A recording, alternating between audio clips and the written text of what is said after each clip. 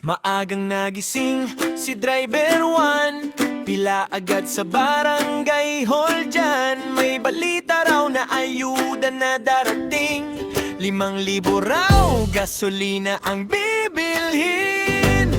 Form dito, pirma doon, photocopy hanggang hapon. Umaasa si Juan na may darating na biyaya. Nasaan ang 5K sabi sa TV, gasoline subsidy para sa driver, yeah. Pero hanggang ngayon wala pang text o tawag, parang multo lang biglang nawala agad. Nasaan ang 5K, hanap ng lahat, pang gasolina sana sa biyahe bukas. Kung darating man sana wag na malate, kasi ubos na tangke ni driver. Late na late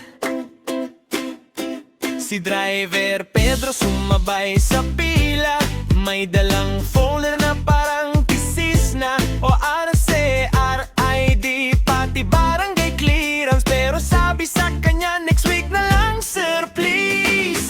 Balik na naman sa pila, driver halos manghina. Umaasa pa rin na may darating na ayuda. Nasaan ang 5K sabi sa TV, gasoline subsidy para sa driver, yeah. Pero hanggang ngayon wala pang text o tawag, parang multo lang biglang nawala agad. Nasaan ang 5K, hanap ng lahat, pang gasolina sana sa biyahe bukas. Kung darating man sana wag na malit, kasi ubos na tangke ni driver. Late na late.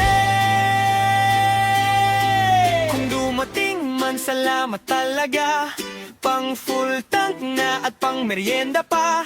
Pero kung chismis lang ang 5K na yan, baka panaginip lang ni driver. Wow! Saan ang 5K, buong bayan tanong, driver naghihintay, pati pasahero along. Sana bukas may text na claim nyo na po, para happy na ulit ang gahe sa kanto.